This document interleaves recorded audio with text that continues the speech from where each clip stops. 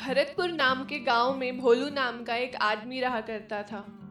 भोलू बहुत ही मेहनती और ईमानदार आदमी था। वह एक लकड़हारा था। वह लकड़ियां काटकर उनको बेचता था और उसी से उसके घर का गुजारा चला करता था। क्योंकि अब भोलू के पास कोई खेत भी नहीं बचे थे, क्योंकि कुछ ही समय पहले की बात है जब अपने पिताजी की मृत्यु के बाद भोलू और उसका भाई अशोक अपने खेतों में खेती किया करते थे। भली प्रकार से दोनों भाइयों का गुजारा चल रहा था, लेकिन अशोक काफी लालची था। काश पिताजी के साथ साथ ये भोलू भैया भी मर जाते तो सारे खेत मेरे पास होते और मैं कभी इस भोलू भैया की शक्ल भी दोबारा नहीं देखता। हाँ जी, सही कह रहे हैं आप। खेतों में मेहनत आप करो और वो लोग मुफ्त का अनाज पाएं। यह तो बहुत नाइंसाफी है जी। तू चिंता मत कर भाग्यवान, मैं कोई तरकीब लगाता हूँ कुछ दिनों में। अरे सुनते हो भोलू भैया, ये देखो सरकार ने किसानों के लिए एक नई स्कीम निकलवाई है। यह कागज भरकर जमा करवाने पर हमारी सरकार खेतों में मदद करेगी और राशन की दुकान से हमें खाद और बीज भी उपलब्ध करवाएगी। अच्छा अशोक, यह तो बहुत ही बढ़िया बात बताई है तुमने। मैं तो पढ़ा लिखा हूं नहीं भाई, तू ही जमा करवाया ये सब। ठीक है, बस तुम यहाँ अंगूठा लगा दो भैया, बाकी मैं संभाल लूंगा। भोलू बेचारा भोला था। वो अशोक की मंशा को ना समझते हुए कागजों पर अंगूठा लगा देता है। कुछ दिनों के बाद, चलो अशोक, खेतों पर जाने का समय हो गया है। किसके खेतों पर जाओगे भैया? अब वो खेत मेरे हो चुके हैं। यह देखो, तुमने ही तो खेत मेरे नाम कर दिए हैं और ये घर भी। अब भोलू सब समझ चुका था। हे भगवान अशोक, तुम यह सब कर सकते हो? मैंने कभी सपने में भी नहीं सोचा था। तुमने मुझे धोखा दिया है। मेरे खेत वापस कर दो, मैं कैसे अपने परिवार को पालूंगा? अरे अब जाओ यहाँ से भैया, अपने परिवार को भी ले जाओ अब यहाँ से। वाह पतिदेव, आपने तो कमाल ही कर दिया। एक ही झटके में इनको इनकी औकात दिखा दी। इसी वजह से अपने परिवार को पालने के लिए अब भोलू लकड़हारा बन चुका था। इतना सब होने के बाद भी भोलू ने अपनी ईमानदारी कभी नहीं छोड़ी। ऐसे ही एक दिन जब भोलू अपनी लकड़ियां बेचने गया था, तो सेठ ने उसकी लकड़ियों का वजन कम बता दिया, लेकिन गलती से उसे ज्यादा पैसे दे दिए। भोलू ने जब पैसे गिने तो वजन के हिसाब से वह ज्यादा लगे। अरे भैया, यह तो आपने मुझे लकड़ियों की बहुत ज्यादा कीमत दे दी है। क्या? लाओ लाओ, मुझे लगता है गलती हो गई। कोई बात नहीं भैया, अच्छा मैं चलता हूँ। पागल कहीं का, इसको इतना भी नहीं पता कि इसकी लकड़ियों का वजन कितना था। बेवकूफ आदमी है ये बिल्कुल। चलो, ऐसे पागलों की वजह से मेरा मुनाफा तो बढ़ जाता है।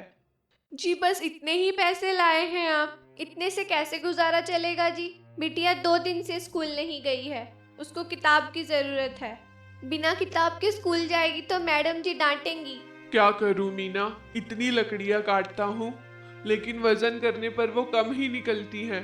खेती तो अपनी रही नहीं, ना जाने ईश्वर की क्या मर्जी है। तू चिंता मत कर और तुम भी मत डरो मेरी लाडो रानी। कल मैं बहुत मेहनत करके बहुत सारे पैसे लाऊंगा और अपनी लाडो की किताब भी ले आऊंगा। फिर मेरी बिटिया खूब पढ़ेगी, है ना?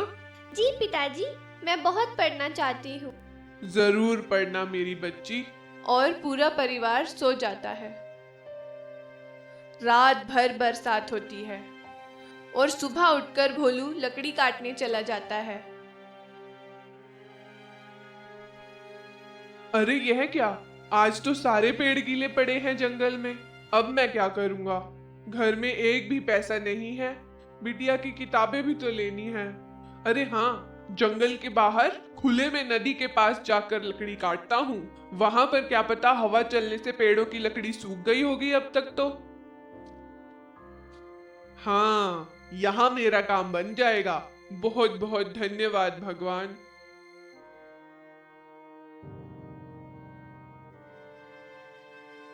हे भगवान, अब तो मेरा परिवार भूखा मर जाएगा। मेरी बिटिया स्कूल भी नहीं जा पाएगी। अब मैं क्या करूं? कोई मेरी मदद करो। भोलू नदी के किनारे बैठकर रोने लगता है। तभी वहां पर एक परी प्रकट होती है।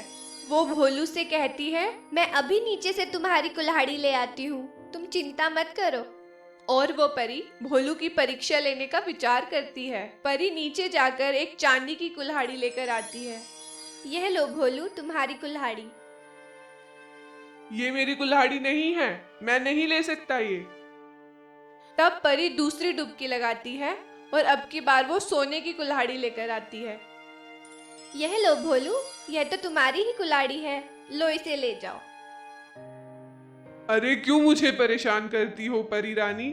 कृपा करके मेरी कुल्हाड़ी दे दो, मुझे अपनी बिटिया की किताब लानी है। मेरे पास वो कुल्हाड़ी एक लौता साधन है जिससे मैं अपने परिवार को पाल सकता हूँ। परी खुश हो जाती है। भोलू तुम सच में बहुत ईमानदार और भोले हो, मैं तुमसे बहुत प्रसन्न हूँ। लो तुम्हारी कुल्हाड़ी, लेकिन यह एक जादुई कुल्हाड़ी है और अब तुम्हें लकड़ियाँ काटने की भी जरूरत नहीं है। तुम्हें जो भी चाहिए बस इस कुल्हाड़ी से मांग लेना।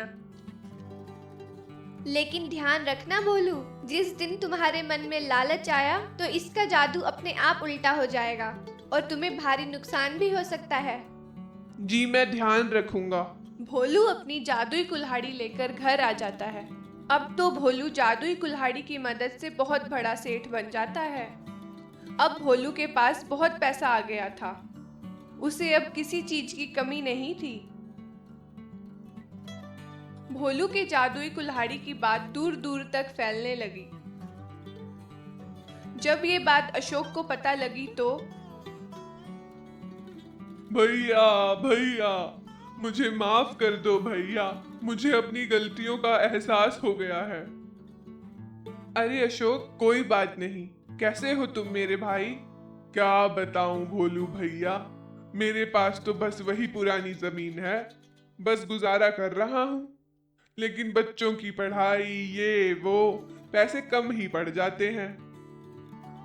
अगर आप आज्ञा दो तो क्या मैं थोड़े दिन आपकी कुल्हाड़ी का इस्तेमाल कर सकता हूँ? ठीक है अशोक, तुम मेरे भाई हो, तुम मेरी कुल्हाड़ी ले जा सकते हो। लेकिन भाई ध्यान रखना, अगर तुमने लालच किया तो ये कुल्हाड़ी तुम्हें नुकसान भी पहुंचा सकती है। जी भैया, मैं ध्यान रखूंगा। घर जाकर अशोक जादुई कुल्हाड़ी से पैसा मांगता है और उसके आगे बहुत सारा पैसा आ जाता है। लेकिन लालच में आकर अशोक कहता है, ए जादुई कुल्हाड़ी, मेरे भाई अशोक का सारा कारोबार मेरा हो जाए। इतना सुनते ही जादू लकड़ी ने अशोक के घर को बदलकर एक पुरानी झोपड़ी बना दिया।